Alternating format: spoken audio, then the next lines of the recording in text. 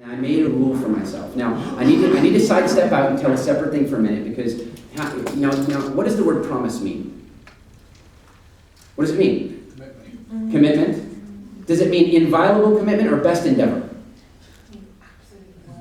It kind of means absolutely committed, doesn't it? Except here's the problem. The problem is that TV and Hollywood and the movies and stuff are trying to teach us something else. Because if Bruce Willis is getting on a spaceship to go up to an asteroid so he can blow up the asteroid to save Earth from being destroyed, and his daughter's back on Earth, and she says, "Daddy, please don't go," and he goes, "Honey, I'll be back, I promise." What does that mean? He's going to die. It's a giveaway. If somebody in the movie promises that everything's going to be okay, it isn't. It's just the way. So they've almost taught us that the word promise is kind of this thing you say, I'm committed to hoping that this will work out really well for you. Well, I was in Vancouver about 20 years ago, and this guy, Bob Romito, came into the room, and he gave this talk, and the whole talk was, your word is your only real value in life. He said that. He said, at the end of the day, it doesn't matter how much money you have, if people can't trust your word, then you don't have any value. And I thought, wow, that's really interesting. And so he talked about the word promise. And after that talk, I went home, and for a full year afterward, I did not break a single promise, not one. Anybody want to know how? I did not. I did not make a single promise for a year. It was very easy not to break them. But you see, that was the first part in building the muscle, because I started to take the word seriously. Not being willing to use it showed that I took it seriously. So I'd say to somebody, "Yeah, no, I'll be at the party." And they go, "Do you promise?" "No, I don't promise. I'm really planning to be there. I really am, but I don't promise. I mean, I can't, the traffic, I don't know. Other things may come in my life. A better party may come along. I'm not promising. Right? I'm not promising." And so what happened is that after about a year, I got to a place where I finally was willing to start making promises again, because I knew I'd keep them.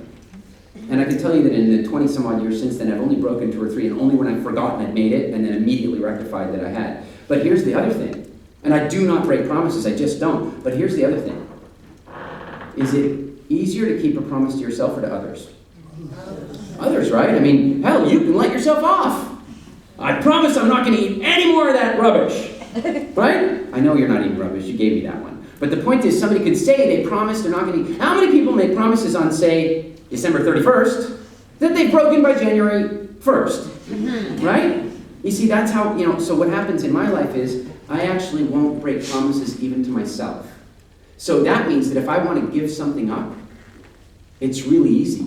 All I have to do is promise that I've given it up, and I'm done. It's that simple, it's that easy. The hard part is getting myself to do it, right? That's the hard part. Now the problem is that other people very easily undertake to give stuff up. Oh yeah, I'm definitely going on a diet. Oh, I'm definitely giving that food up. And how long does it last?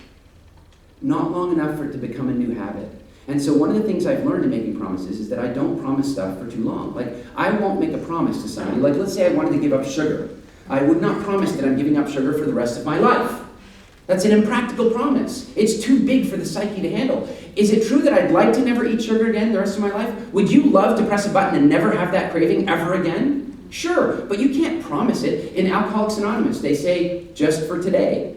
Because they know to tell an alcoholic that they have to give up alcohol forever, it's just too big a thing. But to say you just have to stop today, it's manageable. And so what I do with stuff like that is, Elise and I, a year ago, a little bit, and we're pretty fanatical about food anyway, but a year ago we decided to get more fanatical, and we decided to make a promise. No sugar or wheat for a month. Tough? It is tough unless you've promised. And here's the thing, we've now been over a year with no sugar or wheat. You think that's been good for us? It has, it's been fantastic, and we're not going to do, we might talk about food later, who knows?